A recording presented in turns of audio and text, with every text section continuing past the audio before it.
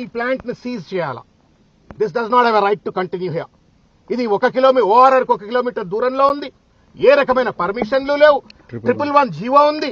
ఇవన్నీ ఉన్న తర్వాత ఇష్టారాజ్యంగా అట్టసం అల్లుడు దానం చేసినట్టుగా ఇవాళ పొంగులేటి శ్రీనివాసరెడ్డి ఇంకెవరో పెద్దలు మొత్తానికి మాత్రం ఇవాళ దోచుక తింటా ఉన్నారు.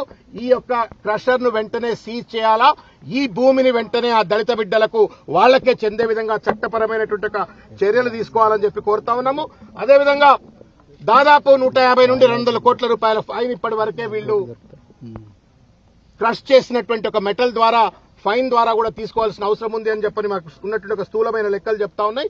కాబట్టి ఆ ఫైన్ అమౌంట్ కూడా ఈ సంబంధిత ఆపరేటర్ల పైన వెంటనే లేవీ చేయాలని చెప్పని కోరుతూ, ఎవరైతే ఏ మాత్రం కూడా పర్మిషన్ లేకుండా అక్రమంగా ఈ రకమైనటువంటి ఒక కేజీఎఫ్ లాంటి మైనింగ్ ను చేస్తా ఉన్నారో వాళ్లపైన క్రిమినల్ చర్యలు, అది మంత్రి అయినా గంత్రి అయినా ఇంకెవరైనా సరే మొత్తం మీద వాళ్ళందరిపైన కూడా తప్పనిసరిగా చర్యలు తీసుకోవాలని చెప్పని కోరుకుంటా ఉన్నాం.